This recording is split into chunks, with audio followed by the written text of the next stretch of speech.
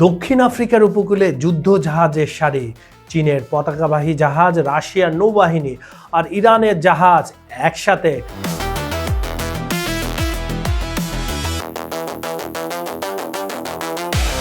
না, এটা কোনো মুভির দৃশ্য না বন্ধুরা, এটা বাস্তব। আর এই বাস্তবতা পশ্চিমা বিশ্বকে বেশ অস্বস্তিতে ফেলে দিয়েছে।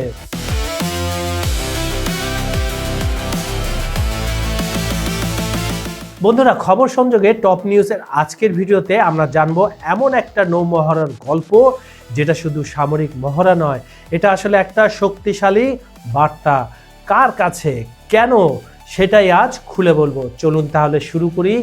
দক্ষিণ আফ্রিকায় চীন, রাশিয়া, ইরান নৌমহড়ায় ভূ রাজনৈতিক দাবা খেলা শুরু।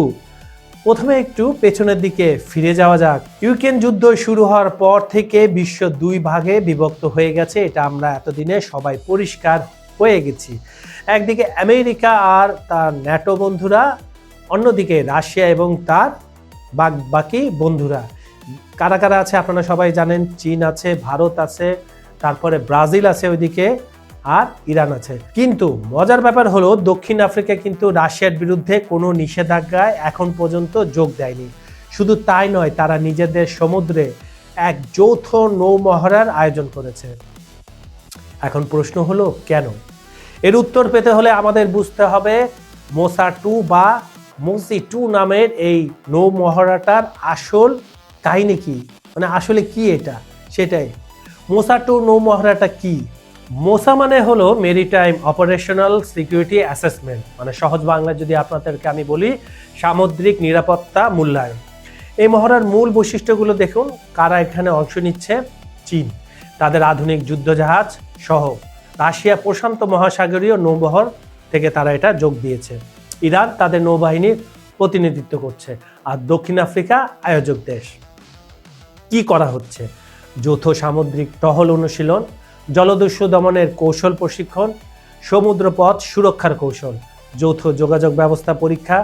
দেখে মনে হতে পারে না এগুলো সব তো স্বাভাবিক সামরিক মহড়া, তাই না? কিন্তু না, টাইমিংটা সব কিছু বলে দিচ্ছে, মানে কোন সময়টা হচ্ছে। কেন এটা বিতর্কিত, মানে পশ্চিমারা কেন এটাকে বিতর্কিত বলছে? এই মহড়া বিতর্কিত হওয়ার পেছনে কয়েকটা বড় কারণ আছে। Number 1, timing. ইউক্রেন যুদ্ধ চলছে, পশ্চিমা দেশগুলো রাশিয়াকে একঘরে করার চেষ্টা করছে। ঠিক সেই সময় 3টা দেশ যারা কিনা আমেরিকার কাছে সমস্যা, তারা একসাথে যুদ্ধ মহড়া করছে। এটা কাকতালীয়? কি মনে হয় আপনাদের? আমাদেরকে কমেন্টে জানাবেন। নাম্বার 2, ভূ রাজনৈতিক বার্তা। এই মহড়া একটা পরিষ্কার বার্তা দিচ্ছে, আমরা একা নই, আমাদের বন্ধু আছে, আর আমরা একসাথে অত্যন্ত শক্তিশালী। নাম্বার 3, ব্রিক্স সংযোগ। একটা সংগঠন আছে না ব্রিক্স, সেটারই সংযোগ। দক্ষিণ আফ্রিকা, চীন, রাশিয়া 3টাই কিন্তু ব্রিক্স জোটের সদস্য। ইরান এখন ব্রিক্সে যোগ দিয়েছে নতুন। তাহলে এটা কি ব্রিক্সের সামরিক মাংসপেশি দেখানোর একটা উপায়, মানে ব্রিক্সের মাসেল পাওয়ার বলা হচ্ছে। পশ্চিমা প্রভাব বলয়ের বাইরে দক্ষিণ আফ্রিকার এই পদক্ষেপ দেখাচ্ছে যে আফ্রিকা এখন আর পশ্চিমাদের ইচ্ছা মতো নাচবে না, তারা তাদের নিজস্ব পররাষ্ট্রনীতি তৈরি করছে।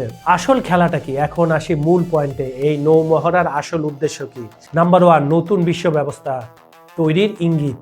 আমেরিকা কেন্দ্রিক একমেরু বিশ্বের যুগ শেষ হয়ে আসছে। এই মহড়া দেখাচ্ছে যে একটা বহুমেরু বিশ্ব তৈরি হচ্ছে, যেখানে চীন, রাশিয়ার নেতৃত্বে একটা নতুন জোট গড়ে উঠছে।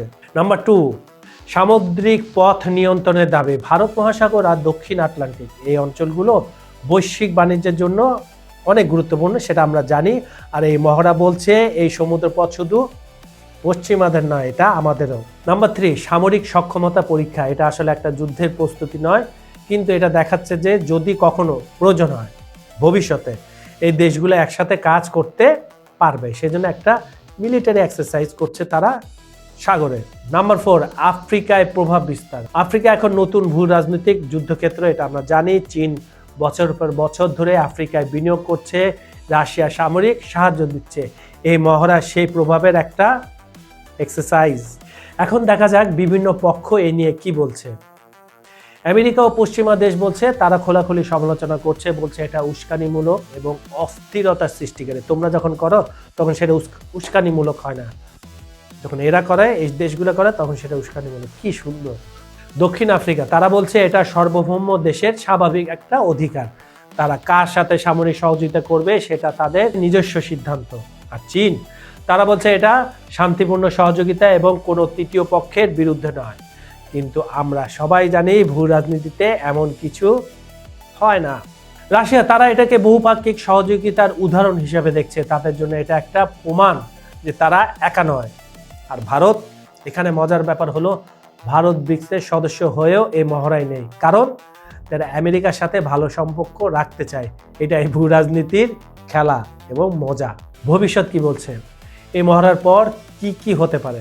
সম্ভাবনা এক, যদি আমাকে জিজ্ঞেস করেন তাহলে আরও ঘনিষ্ঠ সামরিক সহযোগিতা, চীন, রাশিয়া, ইরান অক্ষ আরও শক্তিশালী হবে, আরও যৌথ মহড়া হবে, প্রযুক্তি বিনিময় হবে, এমনকি একটা অনানুষ্ঠানিক জোটও তৈরি হতে পারে।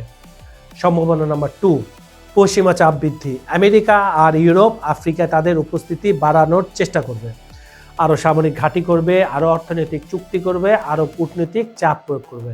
সম্ভাবনা 3, নতুন ঠান্ডা যুদ্ধ। বিশ্ব আবার 2 শিবিরে বিভক্ত হয়ে যেতে পারে।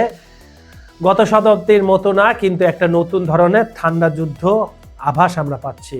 সম্ভাবনা 4, আঞ্চলিক সংঘাত। তাইওয়ান, দক্ষিণ চীন সাগর, মধ্যপ্রাচ্য, এসব জায়গায় উত্তেজনা বাড়তে পারে। কিন্তু আসার কথা হলো, সবাই জানে পারমাণবিক যুগে বড় যুদ্ধ মানে সবার ধ্বংস। তাই সম্ভবত এটা থাকবে কূটনৈতিক এবং অর্থনৈতিক যুদ্ধ। যা করার এই দুটা ক্ষেত্রেই হবে। তাহলে শেষ কথাটা কি? এই নৌমহড়া শুধু জাহাজের সমুদ্র ঘোরাফেরা নয়, এটা হলো বৈশ্বিক ক্ষমতার ভারসাম্যের পরিবর্তনের একটা সংকেত। আমেরিকা কেন্দ্রিক বিশ্ব ব্যবস্থার প্রতি চ্যালেঞ্জ, নতুন জোট ও বন্ধুত্বের আবির্ভাব, আফ্রিকা ও গ্লোবাল সাউথের ক্রমবর্ধমান গুরুত্ব।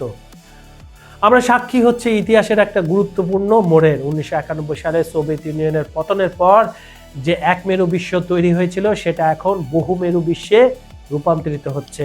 প্রশ্ন হলো, এই নতুন বিশ্বে আমরা কোথায় দাঁড়াবো? আমাদের মতো উন্নয়নশীল দেশগুলো কিভাবে নিজেদের স্বার্থ রক্ষা করবে? এটা হলো চ্যালেঞ্জ। উত্তরটা সহজ নয়, কিন্তু এটা নিশ্চিত যে আমাদের খুব সচেতন থাকতে হবে। তো বন্ধুরা, আজকের এই ভূ রাজনৈতিক বিশ্লেষণ আপনাদের কেমন লাগলো কমেন্টে জানাবেন। আপনি কি মনে করেন এই নৌমহড়ার বিশ্ব শান্তির জন্য হুমকি, নাকি এটা স্বাভাবিক সামরিক সহযোগিতা? আপনার মতামত কমেন্টে শেয়ার করুন। খবর সংযোগের টপ নিউজের অনুষ্ঠানটি আপনারা পৃথিবীর কোন প্রান্ত থেকে দেখছেন কমেন্টে জানান।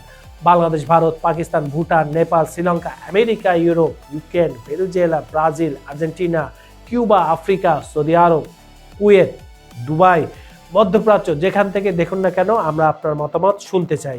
বিজ্ঞাপন ও প্রমোশনের জন্য ডেসক্রিপশনে দেওয়া নাম্বারে যোগাযোগ করতে পারেন। আজ এ পর্যন্ত। আমি কাজল হায়দার বিদায় নিচ্ছি। পরবর্তী ভিডিওতে আরো এমন বিশ্লেষণ নিয়ে হাজির হব। ভালো থাকুন, নিরাপদে থাকুন। ধন্যবাদ সবাইকে।